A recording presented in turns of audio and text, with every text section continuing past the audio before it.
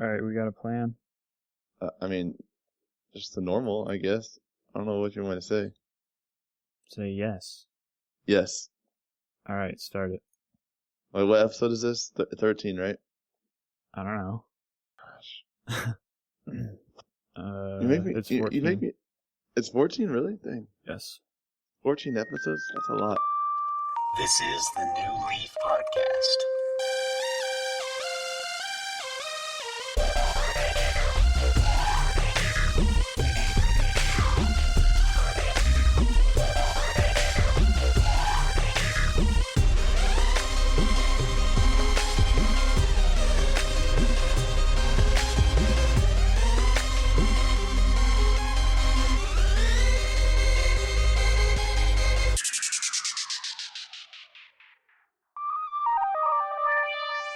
What's up, everybody? This is week 14 of the New Leaf Podcast, brought to you by, unfortunately, we still do not have all of our lovely hosts, but we are rejoined, thankfully, by Tyler this week, and then, Lord willing, we'll grab Tanner again next week, but he's off doing much more enjoyable things. No, I'm just kidding, but probably so. Probably, yeah. Especially if how the Reds have been doing, the Cubs may take a victory, so he'll be really happy. Yeah, he'll get excited, so. But, yeah, so Tanner's at a Reds and Cubs game today, and if you guys don't know what that is, that's hockey. What's hockey? So, yeah, so. Baseball people. Some people really won't understand that. Yeah, so. some people won't understand that, so. I don't understand. It's okay, Christian. You can't misspell sports, so. Yes, But this week we will we're gonna continue talking about PlayStation 4 stuff. Talk about futuristic. Yeah, some of them are, I would assume. Yeah, I guess so. Future exclusives. I'm sorry. But Upcoming first off, exclusives. don't talk, you Christian. could And okay. but we're gonna talk about our weeks first. And since Tyler, I feel like probably had the most exciting one and most unique one, I want him to talk about it first because I will lose my train of thought if I talk first. So. Makes sense. All right. Well, my week was pretty awesome, pretty relaxing. My family went on a cruise, and so we had a lot of fun getting there. And just being on the boat was awesome. There was hardly like any motion, I guess, with the waves. Like sometimes if the ship is really rocky or something like that, and you can start stepping one way and end up doing like a zombie walk instead. Yeah, looks like you're drunk. Looks like you're walking exactly. Drunk. Yep. So, but the waves, the ocean was pretty calm, and that was awesome. Tanner and I, we went out to the places, a couple of them. We got a lot of rain, actually. And so for Tanner and I, who are like pale as ghosts, that like we make ghosts look tan sometimes. And, we were able to stay indoors with a valid reason, instead of just it being super nice out and there's, having to avoid the sun or something like that. But like we had 2 or 3 days at sea, and in that time Tanner and I watched 2 seasons of Robotech, and I bought that. My brother says like 2 years ago we bought Robotech, the complete series with the DVDs and everything. And so when we weren't like out, I think Key West is when we went to. That was just like we had a nice day for it. But our days at sea, I mean, we watched so many episodes. It was crazy. And you don't know how good anime is until you watch one that sucks. And unfortunately the first season of Robotech was just, but, it just was like, it was kind of like how some people talk about Dragon Ball Z and having filler episodes. It just felt like there was so much filler at times. And, but the second season made up for it and was really good, and it was shorter, so that helped us out a lot. So that's basically what we did. We chilled out, relaxed, had fun with the family, and We watched Robotech a lot and got through out of 3 seasons. So Wow. cool. Did you see any exotic wildlife such as mammals, animals, Yes, and mammals water mammals? in the ocean. Yes, I did. We saw a dolphin, and Oh yes, I love it dolphins. was while we were on the boat. We actually had a balcony because we were at the back of the boat, and so we were out That's the standing on there. stern. Oh my gosh, Christian, it's a cruise ship. Shut up. It's still a ship. It's Yeah. still a ship. So for us who don't know all the aft and starboard and port and all those different terms, Who doesn't know that? we just used the back of the boat and we were able to see one. It was pretty cool. We had a good time. There's I'm trying to think if there's anything that was just like, this is Mind blowing. mind blowing. Yeah. Oh, we did go in Key West. It's like a huge art town, and like, Yes. I love Key West, Florida. so there we were able to see some very interesting art, like 7-8 foot tall ladies that are all, naked, dancing around in a circle. All That's right. great. Like, Sounds awesome. it is a very uncomfortable. It's a statue. And it's a set of statues, and it's just like, hey there. I guess this is odd. So I mean, and there's people take pictures of it all the time. It's just something that's there in Key West. That's a landmark of sorts, but it left a mark, anyways. But but yeah, so there's that, and just that whole art town. We went into like one gallery, and the guy had sold a picture for like 6.5 million. And like, you just walk into the gallery. Yeah, his best picture he sold for like 6.5 million. And his artwork was all based on photography. Well, we walked like 2 more buildings over, and there was another art gallery we walked into, and this guy's stuff was amazing. And just like, he takes aluminum, like a sheet of aluminum, and I just like hit the boom on the mic or whatever, and it just flew. Get excited. Yeah. So he takes a sheet and puts paint stuff on it. Sheet of aluminum, yes, and then he like grinds it into the aluminum, or smooths it into it, however you. But it turns out to be this like super awesome translucent like image, very reflective onto this metal, and then he clear coats it with like however Mercedes uses their clear coat. That's what he uses, and so it was totally sweet artwork. Sounds awesome. It was, man, and it was like, some of the most expensive one was like, maybe it's like 12,000, 13,000 in comparison to like the 6.5 million for a photo that could have been photoshopped. So it was right. It was just totally different, but it was really cool. So it's good, and you can just walk in there for free. You just walk in, check it out.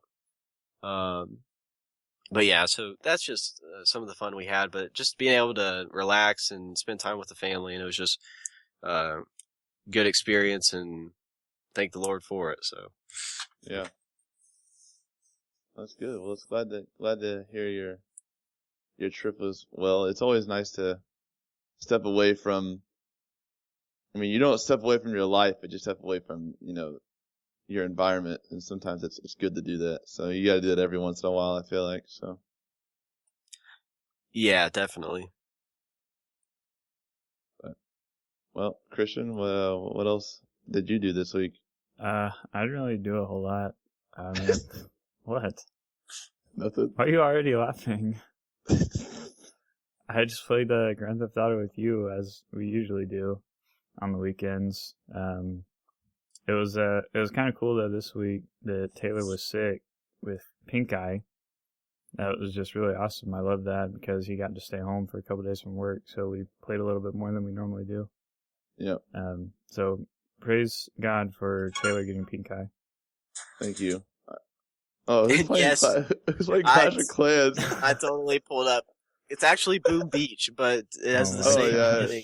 It's the same I thought maker. it was on mute. It just is not there. Well, thanks for that. You're welcome.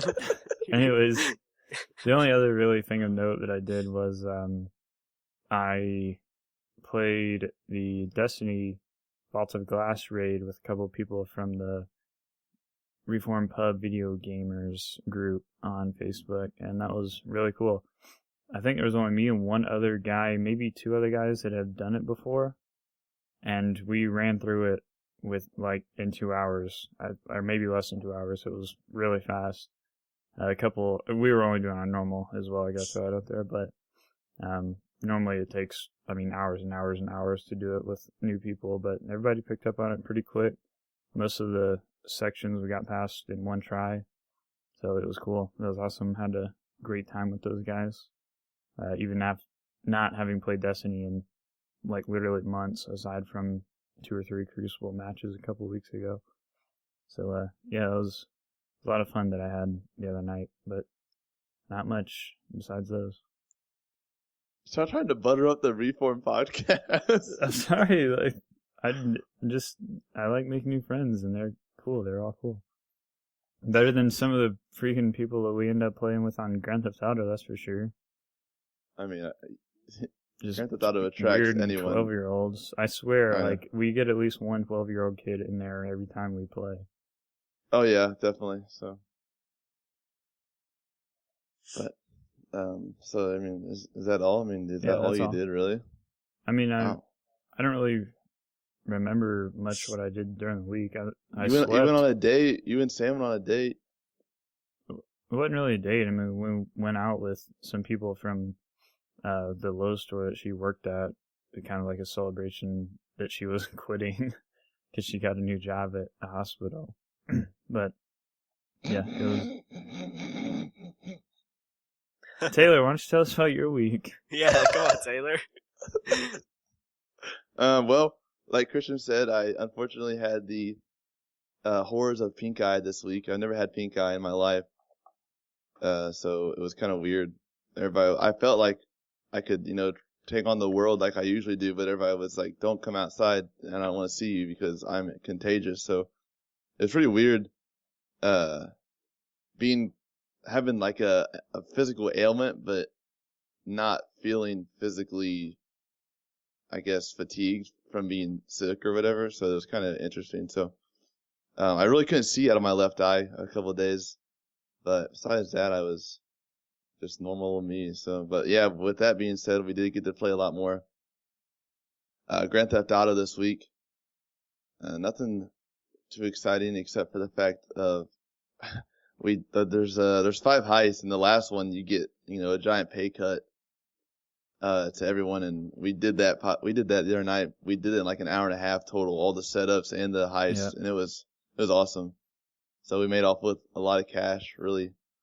Yeah, we had enough money. Taylor, you bought an Insurgent, which is like a little machine gun truck thing, and I bought a Buzzard helicopter. So we've been terrorizing people online with those.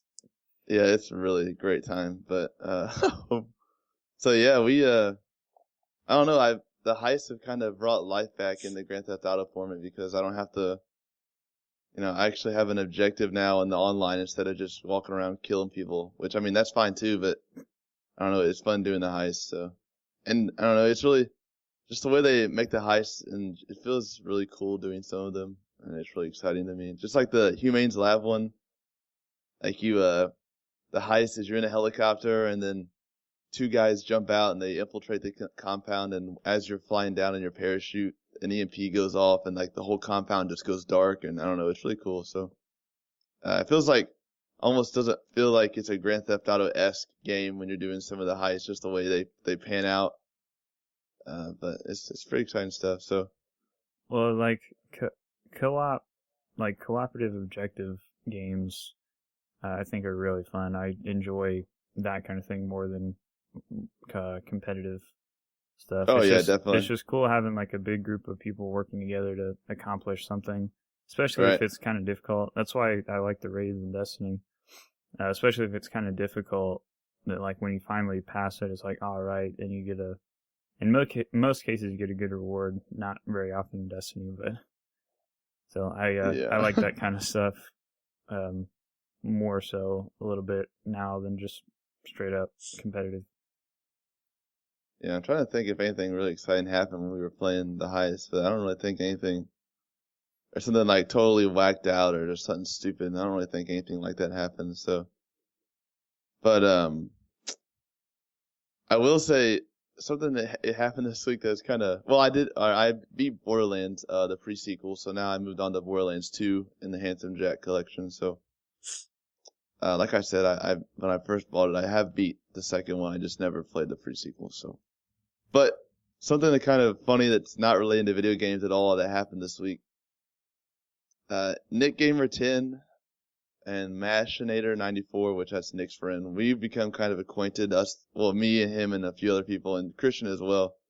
And if Tyler would have been home this week, he probably would have too, but he just was not home. So, but I have all their phone numbers now, and they gave their one buddy, Matt, Mashinator, put a note in this kid's locker and said, "Hey, you're in my chemistry class, and I think you're really cute. Your friend gave me your number. Text me sometimes." Okay? So Matt gave this kid my phone number, okay? Wow. So I didn't know who it was. I didn't know this had happened. At the time, I didn't know what was going on. So this kid texts me, and he says, hold on a second. Let me bring my phone up. I still have the conversation. Okay, here it is right here. He said, "Hey," and I said, "Who is this?" He said, "The question is, who are you?" So at this point, I think he's trying to screw with me. Okay, so I know that 240, I'm not going to say the rest, but that's an area code. I know that 240 and 301 kind of share the northeast quadrant of Maryland's area code, like kind of cutoff section. So I knew he was somehow involved with Nick and Matt. So I thought that he was trying to play a joke on me, okay? So I look up that phone number and I see where it's located, and it's in a city called Cumberland. And I said, "I don't know who I am." I said, "But I do know the weather in Cumberland is nice today, is it not?" I said, "A sunny 50 degrees, that's the perfect temperature to hide somebody specific." And he said, "Beautiful weather." He said, "Hide someone?" question mark.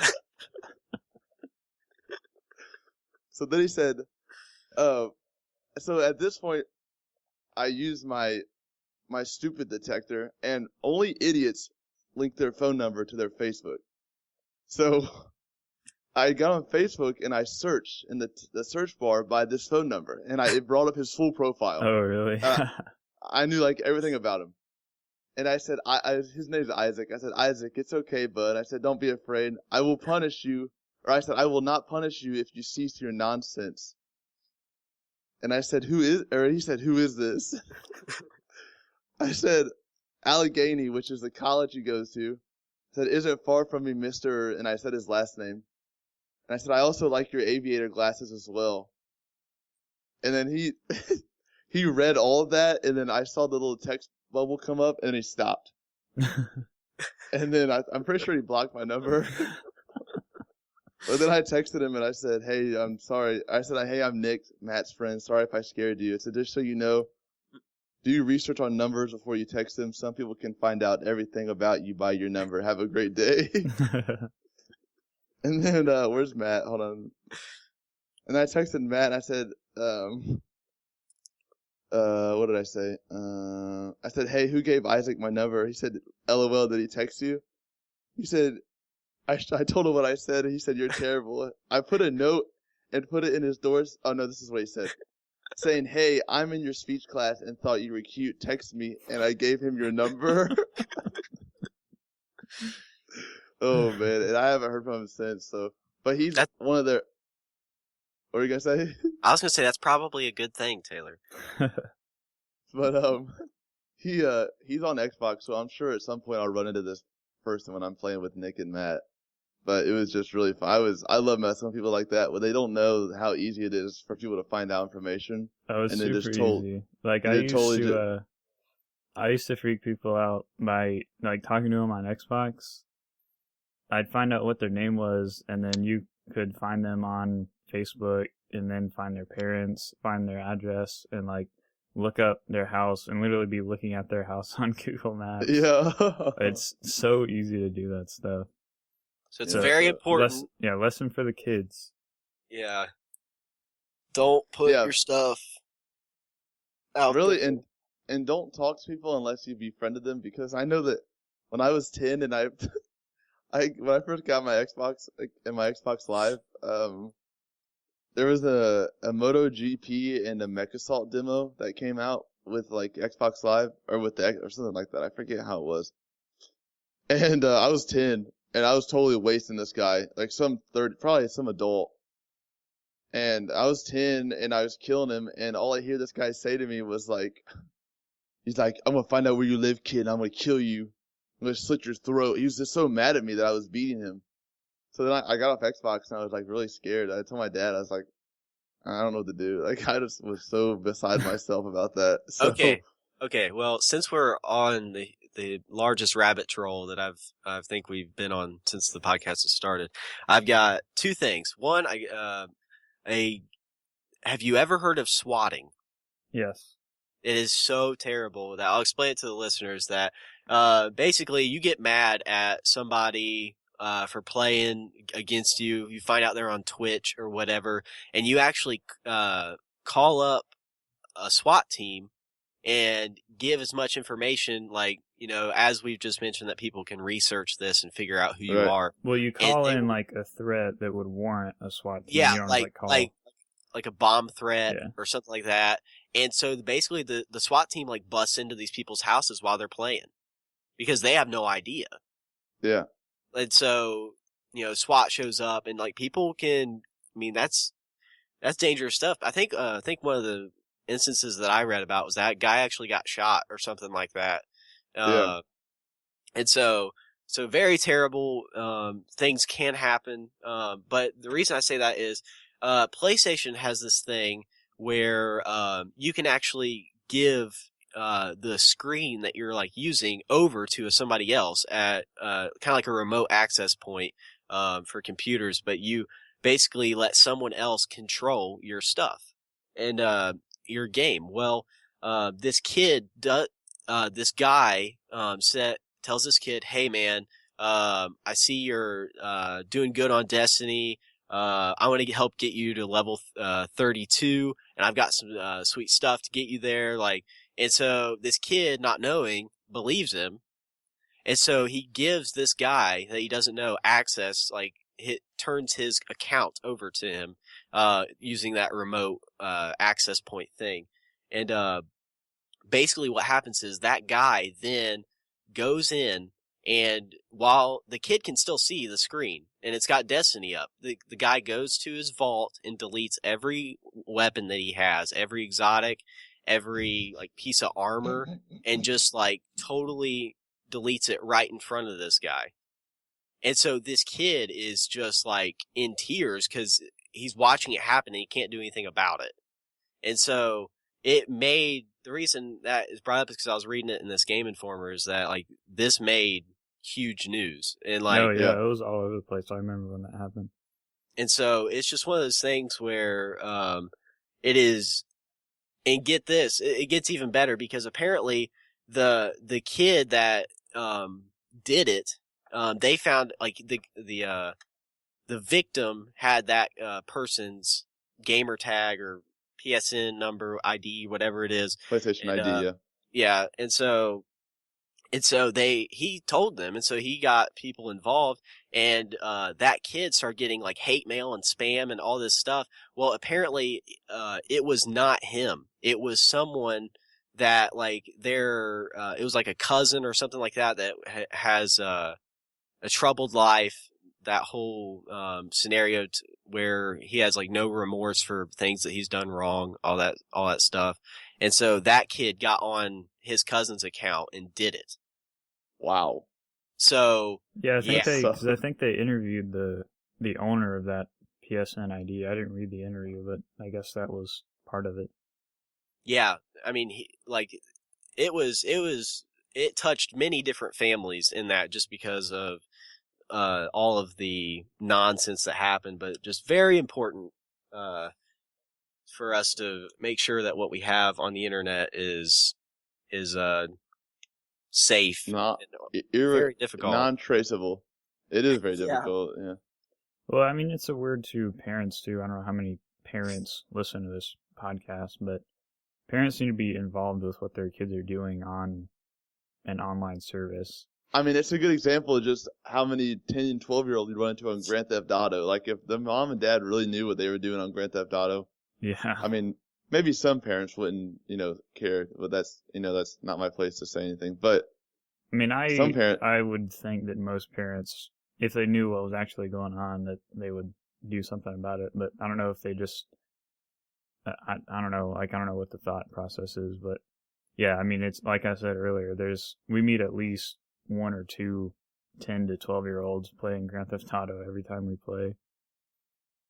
But all right, well, that was a good discussion we had, but let's go on now to PlayStation. Well, Tyler, Yeah. Did you listen to the interview that we had with Ethan? I did not. I did not have enough. Oh, man. I was going I've to only- see what your thoughts were on that.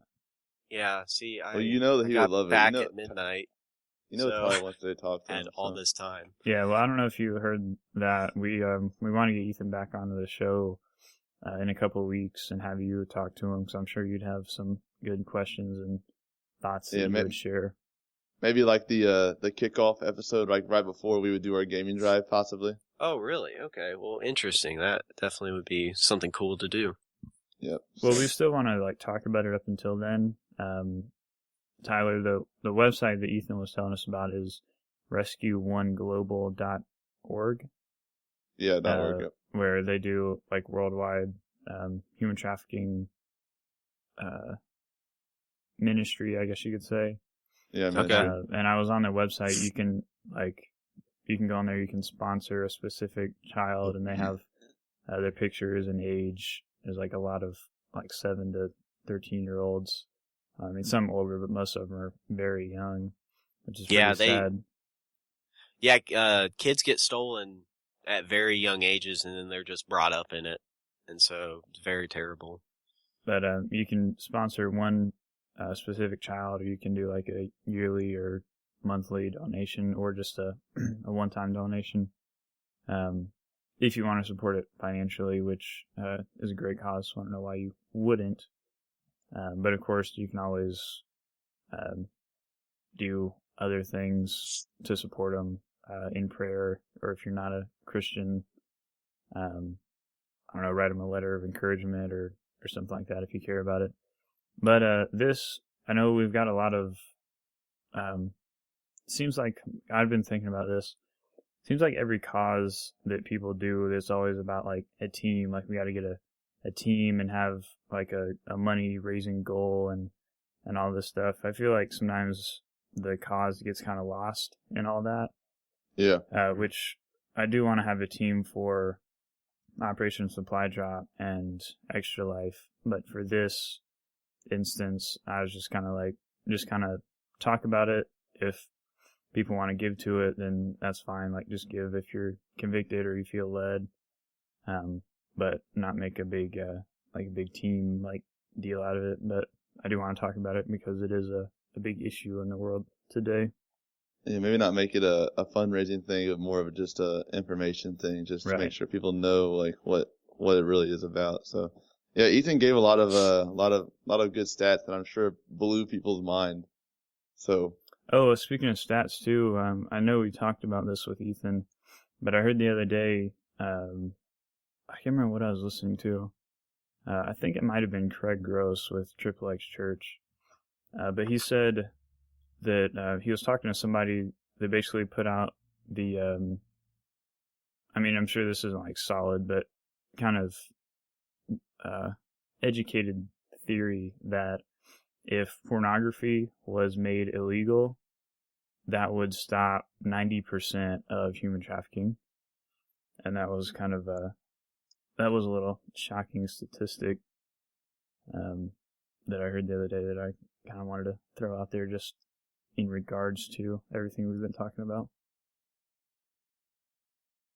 It's very interesting. I think that's a great number, and I hope that would happen. It's just people find ways to sin and keep sinning. So we could make crime illegal Drugs are illegal and people do that all the time. So I mean, it's not like it's Yeah. going to stop it necessarily. I mean, it Right, would I mean- definitely, it would hinder it because yeah, I mean, hinder it. Like, if you can hinder it, then why not?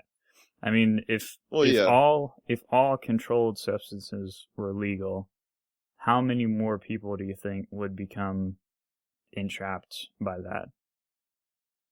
I mean, I'm sure, like, if somebody really, really wants to go smoke crack, they're gonna do that. But if it's hindered like it is now, that's a deterrent for somebody to do it. And if you can stop somebody from doing it, then that's great.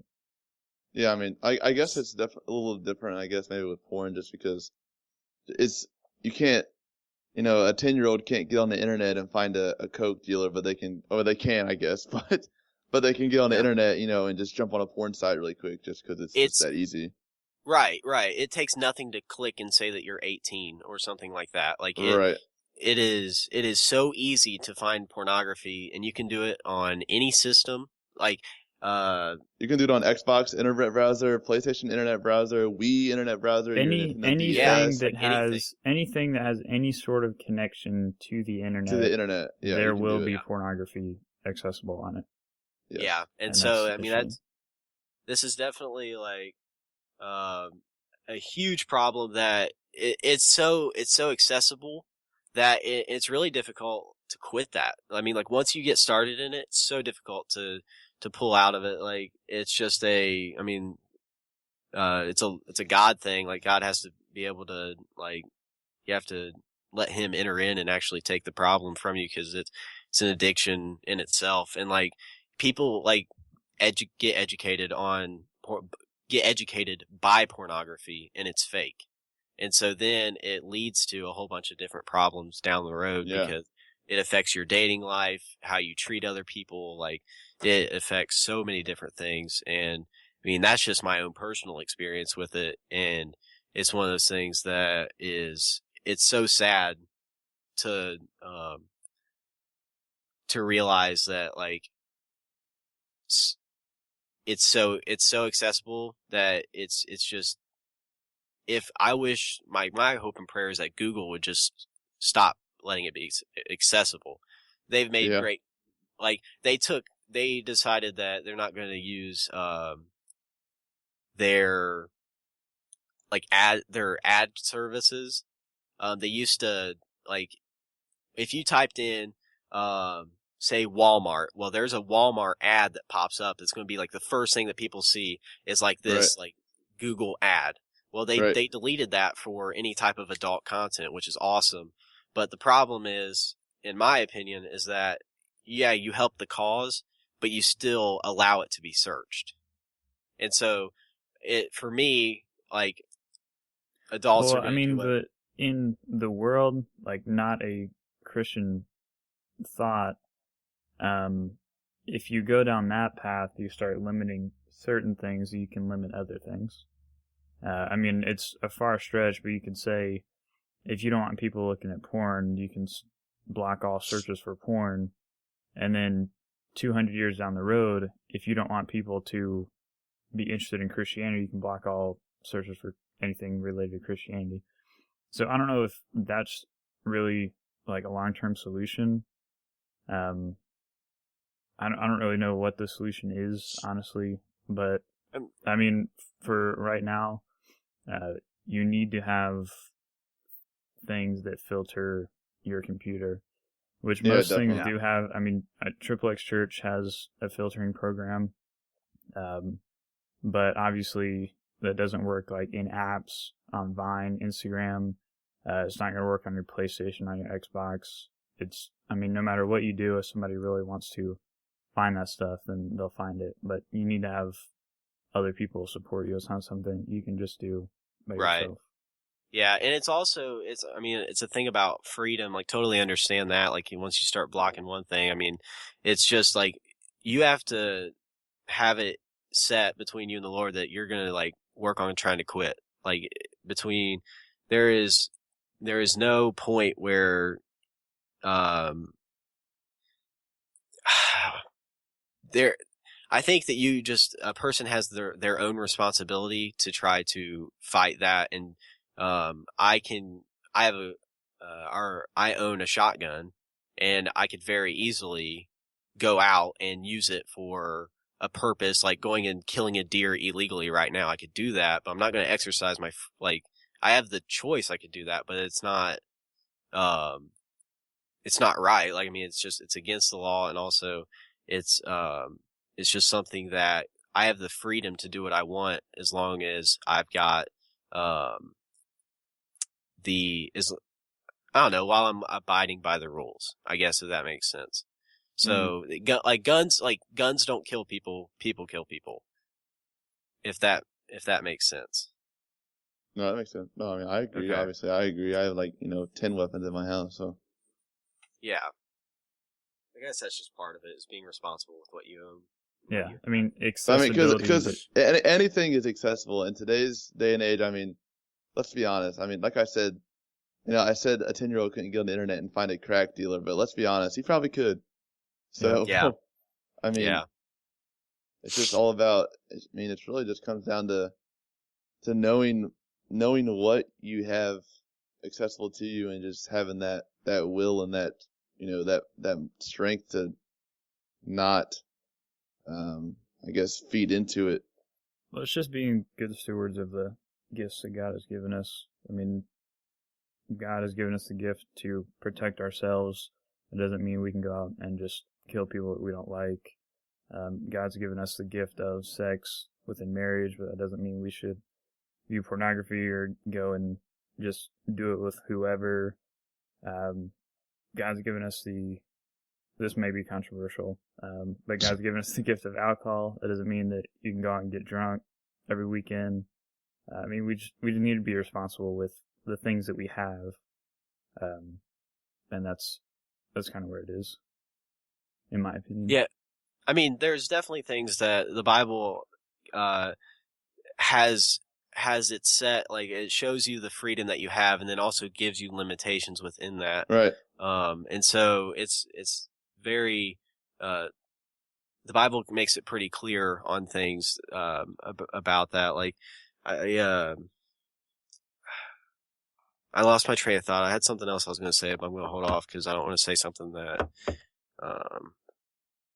Lord willing, would be a deterrent because I said it in the wrong way or because I'm trying to remember. But so, well, let's pick this back up next time we talk to Ethan, because we got to talk about some PlayStation stuff at some point. Yeah, we just lost like half our podcast. That's okay because we're not going to talk about. So we only have Okay, go for it. All right, well, guys, as you all know, that I'm the only one that has a PlayStation 4. Unfortunately, if I had some more friends, I'd probably, praise it more, but I don't. So, well, but these franchises that we're going to talk about, I don't think you have to own them to be familiar with them. I mean, I had a PlayStation 3. I don't know about Tyler, but I've played some of these franchises, so I can still be appreciative. But I mean, but they're not all. They haven't all only been PlayStation. Well, right. I'm aware of that, but most of them are. Okay, so, all right. Well, the first one we're gonna talk about. Let's talk about the ones. Let's go in order. Or I don't want to talk about them that much because they suck, to where I want to talk about them a lot because I just want to. So. Well, I don't understand anything you just said. But I don't either. All right, so okay, let's have a master list here, people, and so. All right, okay, well let's do this. So let's talk about one that we probably all haven't touched on that much, which was Tyler. I don't know. Did you play N Plus on the Xbox 360? I downloaded a demo of it. I love the idea of it, but really didn't play too much. Like, I've played it enough to know what it's about. It's just I never bought it. It didn't catch me enough. Okay. I played N Plus, and I think I even played the original N. Christian, you and me played it together. I played it on the 360, but I also played it when it was just a browser flash game. Yeah, the flash game, yeah. And it was like, I mean, this was years and years ago. It was a long time ago. But this was before the 360 even came out, I think, when the original N was out. Yeah. But yeah, this is a, like, extremely hardcore platformer. I mean, like, this was a rage game before rage games was a genre. Yeah, for real. I mean, like, and it would kind of lure you into this like false sense that you were good at it. Like the first few levels, you'd be like, all right, this is like pretty you totally easy. blow through it. Like, well, tell them how the game plays out. Like, Well, tell 'em you how it kinda... so you have N is like ninja, N for ninja. Your character is just a little stick guy, and he's supposed to be a ninja in this kind of like futuristic. I don't know what it is, but there's like a map that it gives you, and you have to jump around and collect like I forget what it is you collect. It's been forever since I get it. We'll say coins. Yeah, there's some kind of is coin there thing. just like little squares? Yeah, go ahead. Yeah, there's squares. There's like little squares you collect for points. And then there's like a key usually you have to get to unlock the exit door. And it's just a platformer, just one single board, you could say. And you can like jump and slide on walls and like jump super high as you run around these levels. And there's random enemies that are these like little orbs that kind of float around, and if you touch them, you die. Some of them have lasers. Eventually, you get to where there's like homing rocket launchers and stuff. And yeah, the first few levels, I mean, you're doing like jumps over this thing where if you fall in it, you would die. Excuse me. If you fall into the hole and die. And so like the first few levels are super easy, and then it starts getting a little more challenging, but it's like, okay, I got this. Eventually, it's almost like a brick wall. I mean, you are like totally 100% focused on the game, jumping all over the place, like extremely precise movements, like dodging like tons of rockets and things flying all over the screen. It just gets ridiculous after a while, but it's a lot of fun. For people who may not know, it would be like Super Meat Boy with just a different skin. Yeah, definitely Super Meat Boy with that. Yep. It's a very simplistic skin. I mean, it's just like gray tones, black, gray, white, but except for like the red lasers and stuff. So yeah, I mean, and I know that I, like Christian said, spent a lot of time on it. I feel like I wasn't really into kind of I was into the arcade scene when N+ came out, but for some reason I don't think maybe just because I was so young and I got so frustrated. Because I mean, you guys have seen me when I get mad now in video games, so imagine back then. So I kind of tried to stay away from those kind of games when I get mad. But I think that was one of the first like arcade games that was on the 360. Yeah, it probably was. Yeah, definitely. I remember it was very early in the console's life cycle. Yeah, so it was, but regardless, it was definitely a very good game, and I'm surprised that it's not coming out on the 1, but it's not really up to us. So yeah, it's definitely a fun game. I'm not sure what they're doing that's new, besides maybe just new puzzles or new maps, but it'll be a fun one for sure. I would say definitely one that you should try out if you have never played it before. And it's got like an E rating or something like that. Like it's nothing. All that happens is you just blow up and like little red dots come out of you. Like, your guys' limbs come apart and there is like red like blood type stuff, but it's not overly violent or anything like that. Yeah. So putting it in like a teenage, like it's probably going to be okay for anybody that's wanting to play it. My 13-year-old brother would. I mean, I would not have an issue if he was playing it. So, all right, well, I will hopefully try and maybe play that once it comes out, and I will definitely give my my better judgment on it. But next is I don't know I know that this game was kind of a lot of my childhood, but Gran Turismo. Did you guys? I don't know if you guys played that on the PlayStation 2, but I know that I played Gran Turismo on the PlayStation 1. Okay, well, whatever, Christian.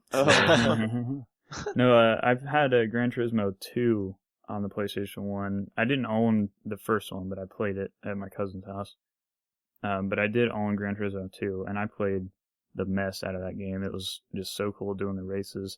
That was one of the first like sim racers that I remember, where you started off driving what me and my friends would call grocery getters, like minivans. You guys are such losers. And SUVs. You'd start off like driving those and eventually work your way up to like these multi-million-dollar like supercars and stuff like that. You're just kind of working your way up through the different championships. That's one of the only games now, I think, that had like a license system where you'd have to go pass these license tests to get higher licenses to drive in the more lucrative races.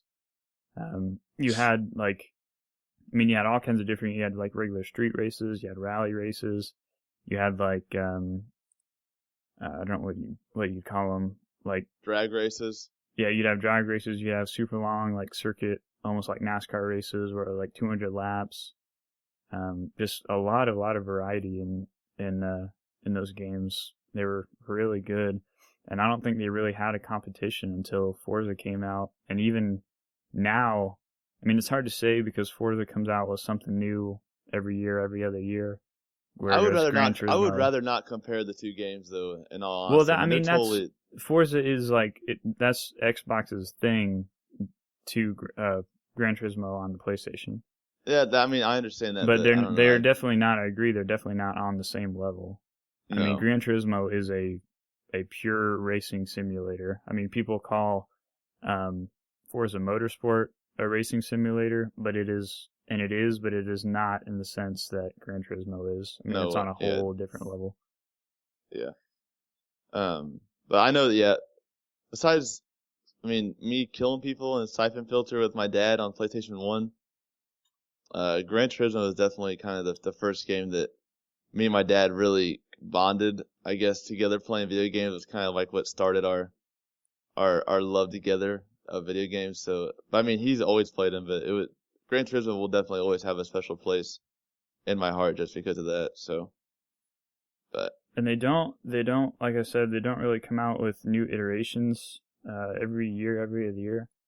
And each one they do come out with, it's a huge leap in the way it looks as far as graphics.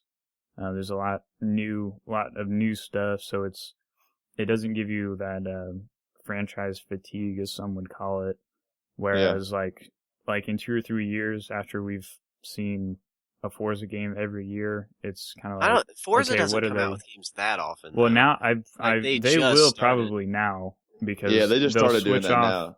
I mean, they'll switch off Horizon with Motorsport, but Horizon and Motorsport are totally different, but still, it's essentially the same type of game, just different aspects. But yeah, it's not like you're playing a Gran Turismo game every other year. They make huge leaps each iteration, and a lot of people complain about that. Like when people would get mad when they get delayed or anything like that. I'm kind of like, okay, take a hint. Hey, Xbox games, take a hint. This is why PlayStation exclusives do so much more better than yours, because they take the time and make it different and not just add new stuff into it every time. Assassin's Creed is like a poster child for that. We've got last year, between mobile, 360, One, PC, there's like 5 different Assassin's Creed games coming out like every year. And now this year we've got probably 2 others, plus the arcade ones. Is just, if you take something good and just totally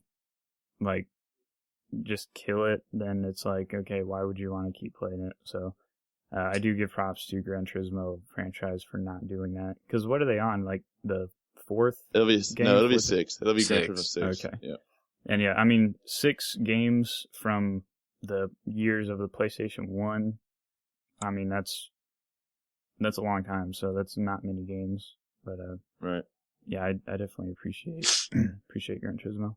And I hadn't really played it since 2, which I owned, but a friend of mine had, I think maybe 4 or 5 on the PlayStation 3. 4 was on PlayStation 2, if I recall right. It could be wrong. Yeah. 3 and 4 were on PlayStation 2, and then 5 was on PS3. Then it was 5, and it was really good. And I still, I played some of the license test, and remembered vividly how mad I would get trying to complete those, because they were hard trying to pass those licenses. Yeah, but yeah, so there's a new one coming out. Yeah, so definitely not one for casual racing fans, but if people like that kind of really heavy racing simulation game, then Gran Turismo is the one to get on the PlayStation. Yeah, so All right. Well, if there's no more thoughts for Gran Turismo, we will move on to a game that I enjoyed, which is Fat Princess on the PlayStation 3. I never had Fat Princess on PlayStation 3. I think I may have played a demo for it. I remembered it looked cool. A lot of people said good things about it, but I don't know. I had it, so it was fun. I'll defer to you. Basically, it's kind of like a wave spawn type, kind of like control point. I'm trying to think of a good word for this. Maybe a conquest type game, like capture and control of points. And it was kind of just like a typical game, but it was just with this really funny skin on it. What can you compare it to? Because I'm a little lost, having not. I'm trying to think of I'm really trying to think of a game that I can. Wasn't it like more cartoony with kind of a class base? Like you could have an archer or a mage guy. Yeah, you had an archer, a mage, like a warrior. And is it a third person? It's like a top. It's like a top down. It's like a top down. Okay. Yeah. Type thing. But I'm just trying to think of a game that I could compare it to. But I'm really just at a loss right now. I don't think there really is much that it would be similar to, as far as what it is. I mean, it takes like style inspiration from a lot of other games. It takes like gameplay as far as like objectives and stuff from a lot of other games, but it blends it in a way to where it's very unique. Yeah, so I mean, really, there's not really much to say on it, but it is very enjoyable to me. It's very very visually appealing. When I first saw the trailer for it, I was like, oh man, this. I'm kind of drawn to the cartoony type looking games. Who makes it? Isn't it the same company that makes Castle Crashers? Or am I totally wrong? You're totally wrong, dude. Okay. Yeah. But isn't this one Fat Princess Adventures? Isn't it like gonna be a little bit different than what the previous one was? Yeah, it is, and I'm really excited for it. I keep seeing stupid advertisements on the PlayStation Store, and it makes me mad because I want to play it. So I'm definitely gonna be buying that like as soon as it comes out. So as soon as it comes, what's different about this one?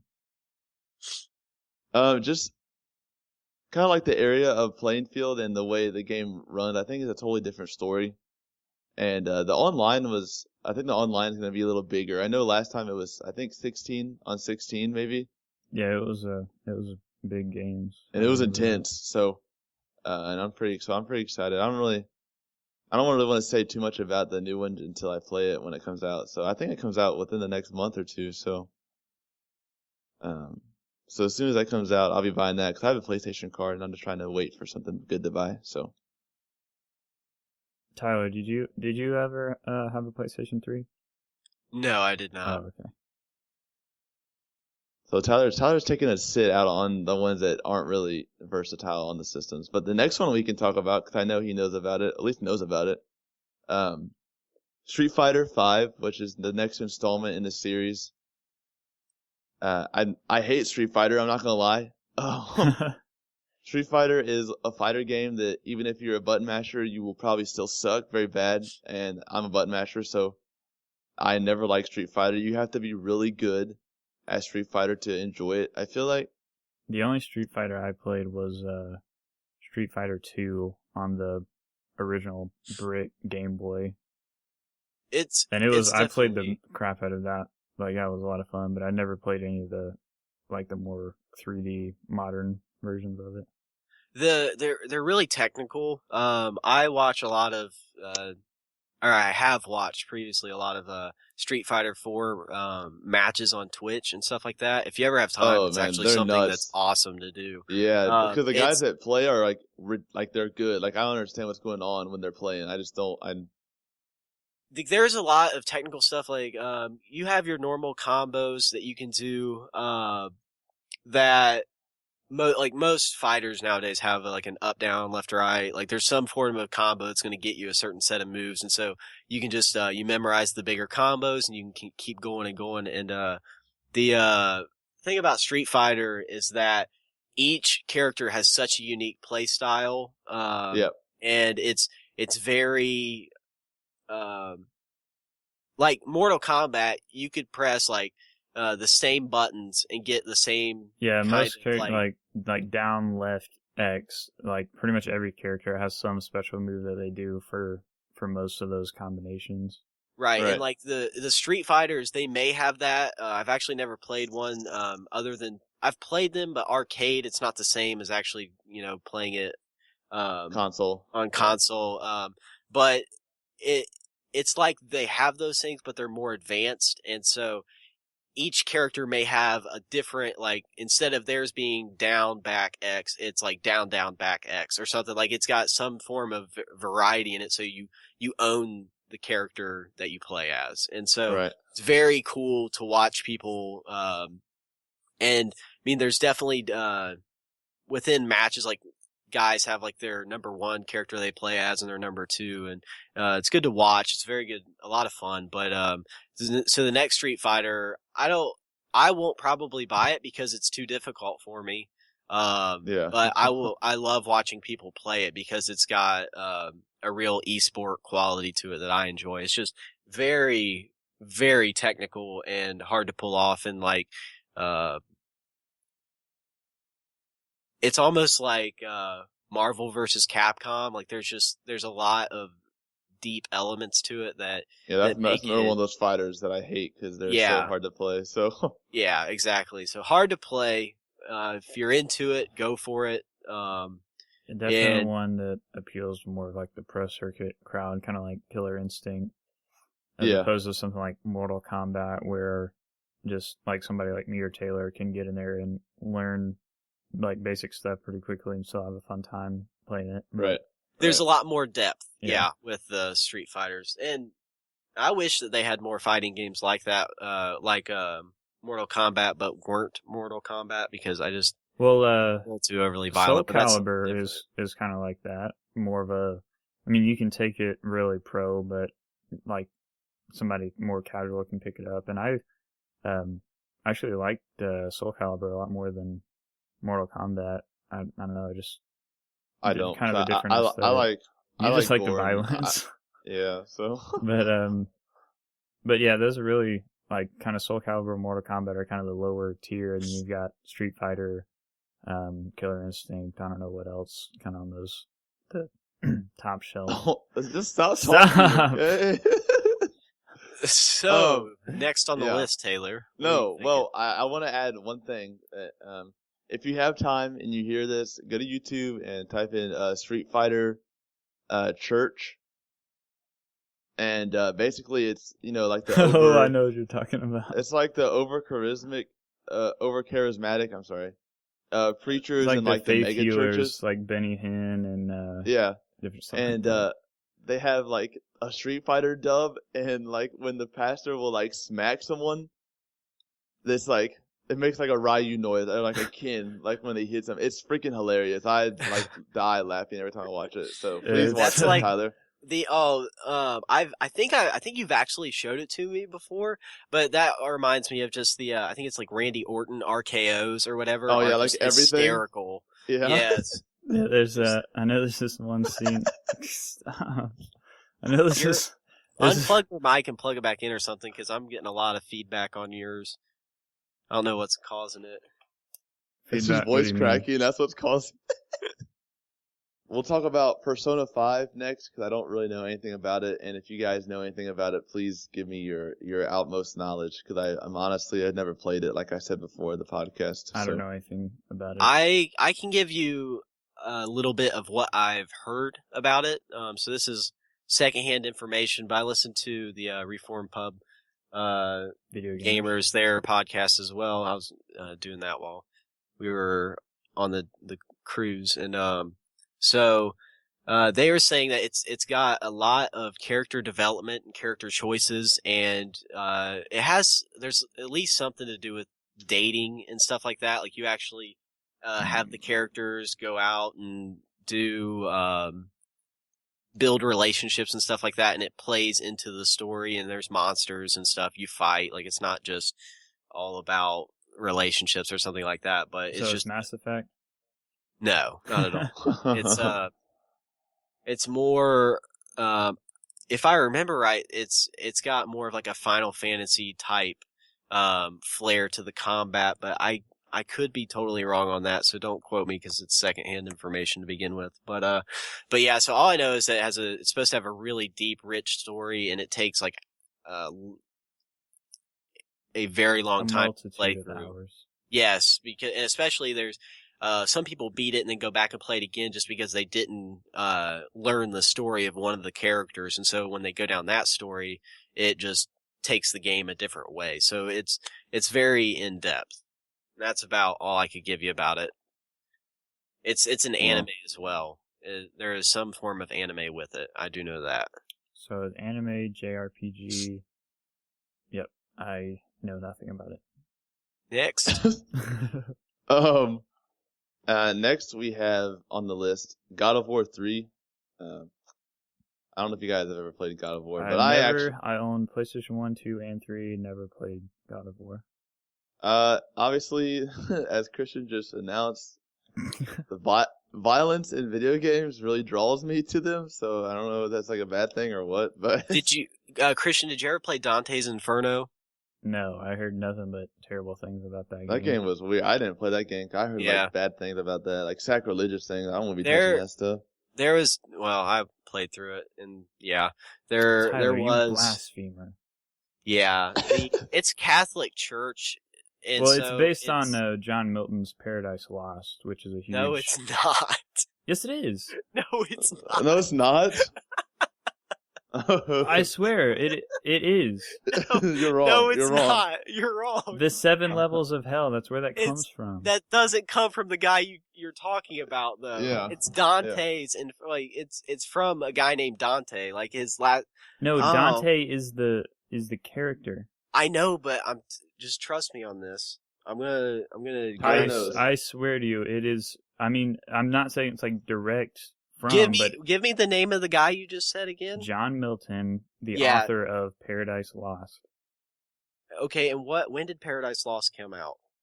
Like forever, like super old. It's like really like super old poetry that describes. It was the author's name is Dante Alighieri or something like that. It's Alighierii, and I'm telling you, this thing is super old. It's written. It's based off a book. Christian, it's okay, bud. Don't cry. I'm not wrong. You are wrong. I love it when Christian's wrong because he gets so mad. All right, I don't know. Dante, it's the Inferno. He writes like tons of different books about this stuff. They're all written by Dante. Divine. Yeah, I'm wrong. It's Divine Comedy. That's what I got him confused with Paradise Lost. All right. Yeah, it's a poem. Divine Comedy is a poem. Yes, you're right. It is Dante, whatever, is the author. But yeah, it is a religious poem. I don't know why we're talking about this. The reason the whole thing got brought up is because that was Xbox's version of God of War. Right. And so the play style was very similar. Definitely after playing through the game and looking back on it, I'm like, holy crap, how did I play through that game? But there's a lot of stuff that it just wasn't. I would not recommend that to your brother's uncle at any time. So don't play it. Yeah, and so God of War, despite it's got those avenues that you could take where you could do some kind of things that are questionable. Well, not kind of, but they're definitely questionable. But are kind of like a game, like a mini game where you like have sex and Kratos gets like healed and like his level up points or some bullcrap like that. But I never did that, obviously, because it's a video game and that's just really weird. So it's based on is it Greek mythology? Is what it's based on? Yes. Yeah. Yep. Where you're fighting, you're like a fallen god who's fighting against the other gods. Is that correct? You're like corrupt god and Titan killer. Yeah, go ahead, Taylor. I don't know. I was just gonna say that I like that kind of. Honestly, this is gonna sound weird, but there hasn't really been a game like that I have played in a while. That kind of hack and slash, kind of arcadey hack and slash like an type action feel. RPG. It's definitely not an RPG at all. No, So you need to. Action adventure. No, like I it's said, I never it's played. linear. It's yeah, it's linear literally and- like it's like you go here. It's like you have this spot to go to, and you have this one route you can take to Well, get yeah, there. I and you mean just, that's an action like the old Lord of the Rings games, like the No. movie games. yes, yeah, Those were yeah, action. yeah. Those were action RPGs where there was leveling and like skill Well, yeah, elements. But that play style, but definitely not the RPG aspect of it. Kind of like where I'm not saying the RPG as in like you have inventory systems and all this crazy stuff. I mean, Oh, it's, okay, yeah. like would you like there are like skills and things that you level up about your guy, correct? Yeah, there are like you Yeah, okay, upgrade then his, that's an action RPG. you like upgrade. I his just don't. I don't know. I'm gonna beg Like, you to differ. like RPG. Just kind of like when I hear that word, I think of like level 27 mage, like stuff like I don't know. Well, just because weird- that's just regular like like Elder Scrolls. That's a purely like pure RPG. And action RPG is more of a focused on action, obviously. Like there's more action elements than RPG elements, but there's still like leveling and things like that, even though it's totally a linear play style. Yeah, but I- part of an RPG is like you're like the role playing part is like creating your own character and That's not going out necessarily through. the definition, though. yeah, Alright, but that's what continue. RPG is. I mean, usually. Nope. Continue. I know more about games Okay. than you. We agreed to Anyways. disagree. That's what's gonna happen. Anyway, so God of War is a hack and slash. and Wow, slash. arcade game. And, just very appealing to me, just because it's very. I mean, I wouldn't recommend it to a child of any sort. So, but it's a very gory game. Definitely some nudity suggested themes, but it's definitely been one of those cornerstone games for PlayStation where Kratos is now, I feel like, one of those game characters when you see him, you're like, I know who that is. Yeah, you Like, I see know. him and you think PlayStation. Right, like you think, oh, yeah, I know. I've never played it, but I know what that is. You know, he's one of those guys now. Right. So Iconic very enjoyable is to what me. you I say. love, I mean, some scenes in the game where you have your blades and they're connected by a chain, and you like throw one blade into an eye of a god, and then you drag yourself up there, and you're like cutting the eye out and like chopping it and just stabbing it, and just and I don't know, I love that kind of thing. So definitely Oh. very enjoyable to me. Definitely towards mature audiences, like I said before. But if you have a PS4, I would recommend buying the remastered stuff for it. Just because if you never got to play it beforehand, it's definitely a good time to catch up. I know I'll be playing it, so You think we'll see God of War 4 at E3? It's been a while since God of War 3 was around, right? yes, it's been about God of War 3 came out. I don't know, probably like 7 or 6, maybe 5 years ago. So the God of War 4 would be a cool announcement. I'm not really sure if I'd be, expecting to hear anything about it soon, but I don't know. That's kind of one of the cornerstone. I mean, PlayStation needs to have a strong conference this year. I think that would. they do, believe me. They do with the next game I'm going to mention. Well, mention it. Just kidding. We're not going to talk about that game yet. We're going to talk about another game first. So, have you guys looked into anything that is this Until Dawn game, No. Tyler? No, tell us about it. It is horrible, guys. It is ridiculous. Like, you know how I like to kill people in video games and I just think that I just love violence and stuff? Okay, well, this game is like messed up, man.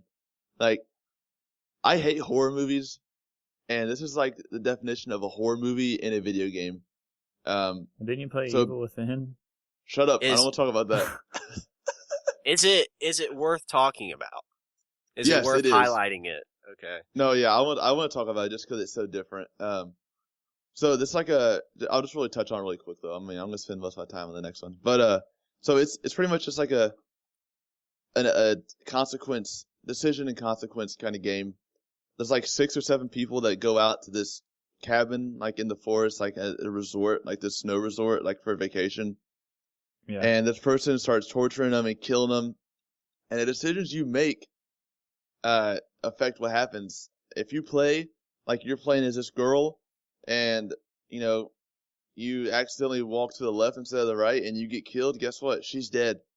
like for the rest of the game. Like she dies, and then the other character, you kind of play it throughout with the other characters and decide what happens to them. And what it looks like is you can make all of them survive, obviously, but you can also have it to where the game finishes when everyone dies. So that's very interesting to me. Kind of the main character is kind of becoming the enemy, or like the killer. So I'm Yeah. not gonna play it, or actually I might play it, but I'll probably have to not be okay with myself while I play it. But it's definitely very brutal. The trailer is disgusting. I mean, it's gross, like just brutal, like a head rolling around. This girl gets her head cut off and stuff like that. It's really rough. So Man, if somebody like you thinks it's over the top, then it must be pretty bad. it is really bad. So I would definitely not recommend this to anyone unless you have like a mental issue of some sort. So but so the last game I want to talk about with you guys is my most favorite, possibly. If I had to rate Halo and Uncharted together, Halo would be like at a 9.5, and Uncharted would be at like 9.49. Because I freaking love the Uncharted series. I know that I said it before, but that's why I originally bought a PlayStation 3, was specifically for Uncharted. Well, that's kind of me too. That's why I bought it, 'cause I want to play through them. And I bought, I think I bought like a combo pack that had 1 and 2 in it, and played pretty much nonstop through both games. And I was like, I have to go get 3 right now and play that. Yeah. So yeah, I played like nothing else while I was playing those games. So basically, what the story is your character's name is Nathan Drake. He's a treasure hunter of sorts. Kind of like if Xbox had Tomb Raider only, then this would be PlayStation's Tomb Raider, essentially. But obviously that's not how everything worked out in the end. So, but you're a treasure hunter, and it's mainly kind of like I said, it's like a Tomb Raider-esque game, very adventurous, and it's a very cinematic game. It feels like a movie when you're playing the game. Yep. Very, very lush graphics, beautiful game. The third one had, it was kind of at the end of the PlayStation 3's era, so it was kind of pushing out the best graphics. And if you never got the chance to play Uncharted, I would definitely go back and play it. I don't really want to talk a lot about it just because all 3 of them kind of connect with each other. But pretty much what happens is Nathan Drake's ancestors, well, I can't really talk about it if I spoil stuff if I talk about it. So Then just say it's a good game. We'll go play it. You're ready for the 4th one. How's that? it's a wonderful game. Go play it if you have a PlayStation 3, and I'm ready for the 4th one. It's definitely a must play for PlayStation owners. Yeah. If you're not busy to get on YouTube and look up the Uncharted 4 trailer, it's all captured from in-game footage, and it looks ridiculous. So Is that the one where he's like, him and Sully are talking, and he's like all beaten up and bruised on the water, like on the riverbed. I was talking about, I thought it was like kind of a gameplay one where he like swings on this rope down to this other cliff and knocks a guy out, like rolls, picked up his gun and shoots some other guy.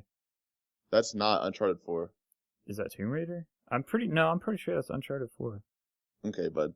Anyway, so Okay, I'm right. I know I'm right on that one. so like I said, if you have the time, watch that video just to get a feel for what it looks like and what it's going to be about, and buy it. Just buy it.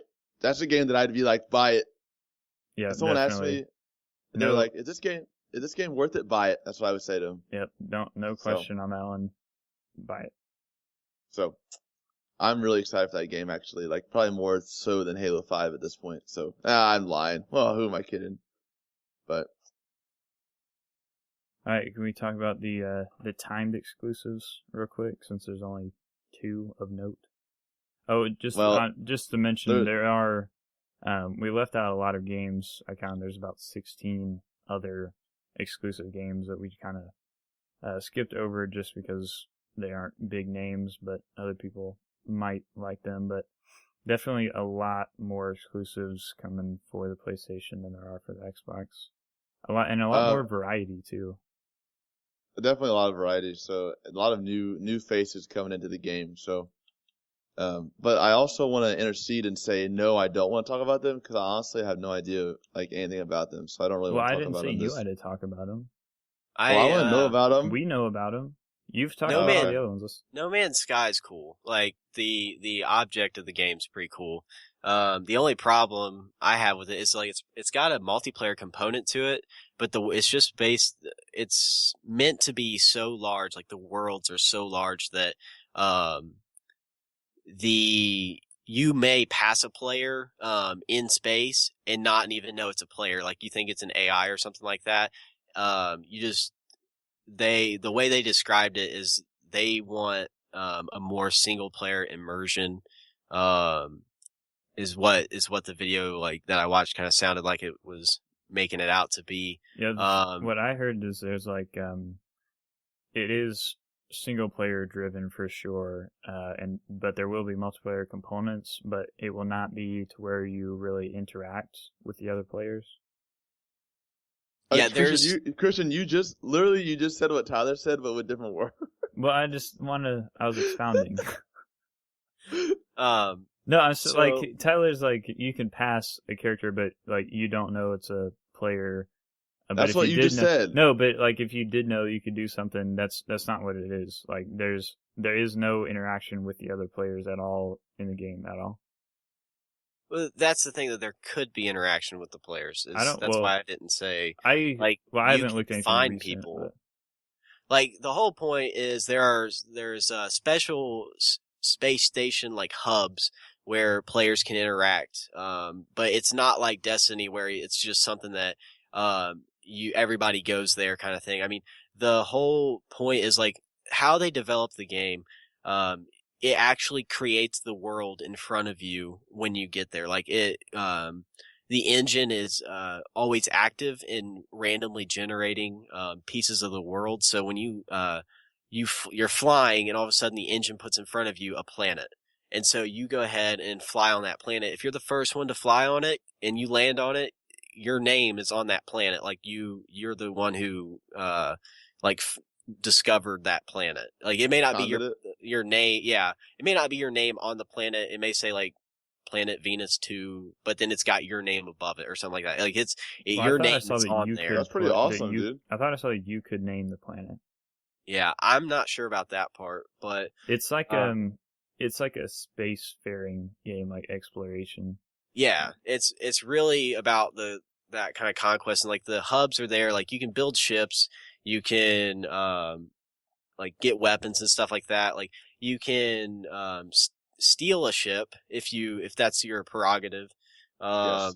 There's different things that you can do with it.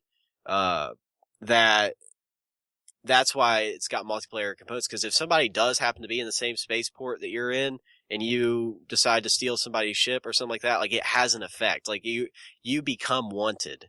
Like you'll get like a bounty on your head or something like that. Some stuff added since I was looking at it.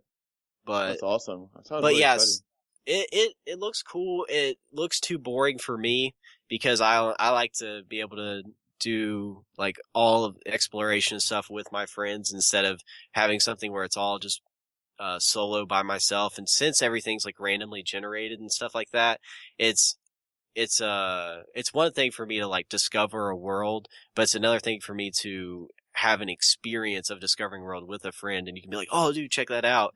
Where instead it's localized, where I wouldn't like that style of play as much, but the engine's really cool. The art style looks like super awesome. Yeah. Like some of the different, the planets look alien. Some of the ones that were in the trailer and things that I watched. Definitely. And it's not like, there are some games like, give an example of like, DayZ, where you go into a town and it's the same buildings just in a different way or placed in a different layout. Well, in this game, how they have it set up is you go into a new planet and it's got so many random generation factors to it that they're saying that it's just going to be, there's not going to be a whole lot of similarities between each planet that you go on. And so that's going to be really cool. That's pretty sweet. It's not like you land on like a bunch of planets and they look like Earth. more or less. They're going to be totally unique, different looking, each one. Yeah, and they can have caves, like tunnel systems, and all kinds of stuff for you to explore, and it's all in its own world. Weather, that kind of stuff. I would definitely go and like check out a couple videos on it, just because it's groundbreaking, and just because I've never seen any game do exactly what it's doing with having like it's almost like Minecraft, where you only know about so much of the world, and then like as you dig deeper, like you get more of the world revealed to you, except for instead of that world being already pre-made, it's actually generated when you like, it's like walking past a certain line, like a tripwire, basically. As soon as you trip that wire, it's going to generate more world and more world and more world every time. That's what's cool. And so you all players playing the game will contribute to that discovery. So it can be like an ever expanding discovered universe, like everybody's exploring. It definitely sounds like a cool concept. Like you said, Tyler, I don't think I've ever really seen something like that in other games. Dang, my dad might want to play that game. that may be right up his alley. Chris, I'm interested in it because, like I've said before, I love space stuff. Yeah, space is awesome. Space games. We need more unique space games, so looks cool. I'm glad. I think when I first heard of this, they were saying that it was only on PlayStation 4. So I'm glad that it's a time that it'll eventually become an Xbox. I know nothing about this next one though. The Witness. Yes. I don't know much about it either, but from what I saw, it looks kind of like the that Numa game that's on Xbox, like the ID at Xbox title, where it's kind of a first-person puzzle game where you kind of go to these different areas and do these puzzles, and it's like one island that you're exploring. They're just kind of more of like a relaxing game, just kind of a different art style. Just kind of something that you can sit and relax and play, but nothing super. If you like this kind of game, just one to check out, but nothing like super awesome like action stuff going on and crazy stuff. I know nothing. Yeah, as I said, I know nothing about it, so Yeah, that sounds cool. Yep, that was all we were going to talk about, I think. Oh, cool. All right. Well, that was but because of our little side rant at the beginning of the show about stuff, it kind of went really long. But yeah, we can cut that out and make it a sideshow if you want. No, we can't. Oh my gosh. I mean, we can. We're not. It's We're only at like possible. an hour and 20 minutes. It's. All right. Well, is it over? Because I had to say a joke still. Yeah, it's over. Oh, I want to say a joke. I mean, it's still recording. Oh, okay. Well, you guys ready for a job? A job? Yeah. I need a joke. Put me to work. All right. Are you ready for this? We're ready. Just say it. Sorry. What does Princess Peach sit at when she's at like a bar in her kitchen? I'm gonna say a seat. A toadstool. Oh, I was gonna say Toadstool. I don't get that because I never played a Zelda game. Toadstool is like all of Wow.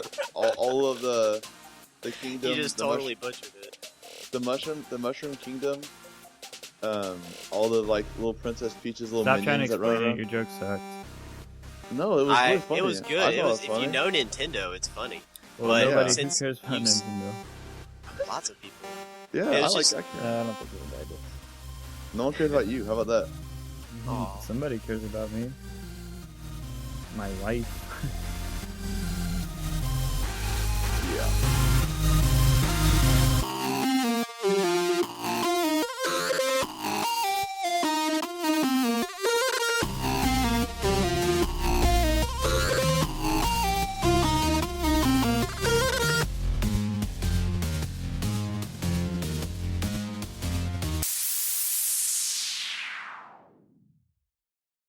Did you see they're like copying us now.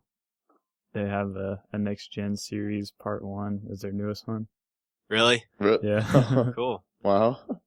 They thought it was a good idea. We're just so inspiring. You gotta take the good stuff. Now they might have some different perspectives since they're mostly PlayStation people. I just thought it was funny. I love when you think something you say is funny because you start laughing before you finish your sentence. I mean, it's funny, so I'm gonna laugh.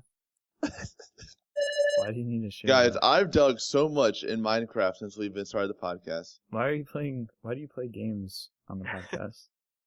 I told you it keeps my train of thought. Like I can concentrate on what I'm talking about. If when I do played this. games, I'd be distracted. Well, that's because you have a one-track mind. No, I care about what we're talking about, so I just want to focus on Oh my god! Shut up. it. Yeah, I got some good Clash of Clans, and I Google searched a lot of God of War and stuff like that. Boom Beach. I did do Boom Beach. Dun dun dun dun. Dude, have you ever played Devil May Cry, Christian? No, Okay. I played a demo for one of them, and I played like 5 minutes and hated it, so I turned it off. Well, that doesn't surprise me, but that is what God of War is. It's not.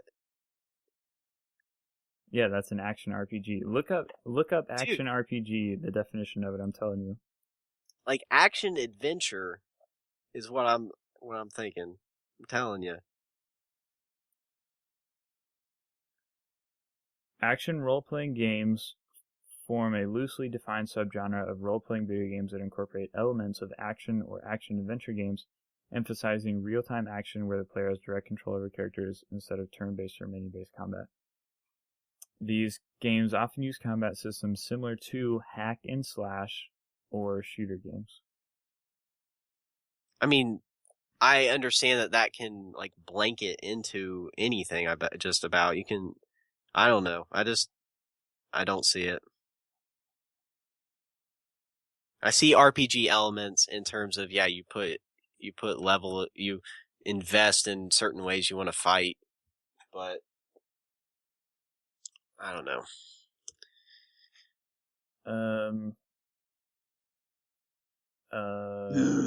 Examples of action RPGs: Phantasy Star Online, Kingdom Christian, Hearts, those Monster games. Hunter. No, listen, I'm telling you. I'm trying to think of a game that I can compare God of War to on the Xbox, so that you can kind of understand like what it. The whatever I had pulled up, like you said, good RPG games. Like those definitely are. Those are RPGs, but they're not like hardcore RPGs with all that other stuff like Elder Scrolls. well, what I'm saying is, if you took Kingdom Hearts and all the stuff you just described, and like you compared that to God of War, you would not say that God of War is an RPG. Well, Yeah, it's a broad category. I know Tyler just said blanket. That's the same thing, isn't it? But, okay, then what would you call God of War? What genre? Action, platformer. Yeah. Platformer. Mm-hmm. Yeah. Christian, You gotta watch. Christian, you have a misstrued view of what genre actually means. What? Like, A misstrued view? What is that? Misstrued. What? It's misconstrued. Misconstrued? Misconstrued? No, misstrued. But that's not a word. Yes, it is. No, it's not. Misstrued. Misstrued. Maybe that's a word in another language. That's Misstrued, typed MISSTRUED, is nothing. how do you spell it? Misconstrued, on the other hand, is interpret something, especially a person's words or actions, wrongly. That's what I'm going to say. Christian, your definition of genre is misconstrued. Misrude. But in layman's terms, you're stupid. Oh my gosh. Okay.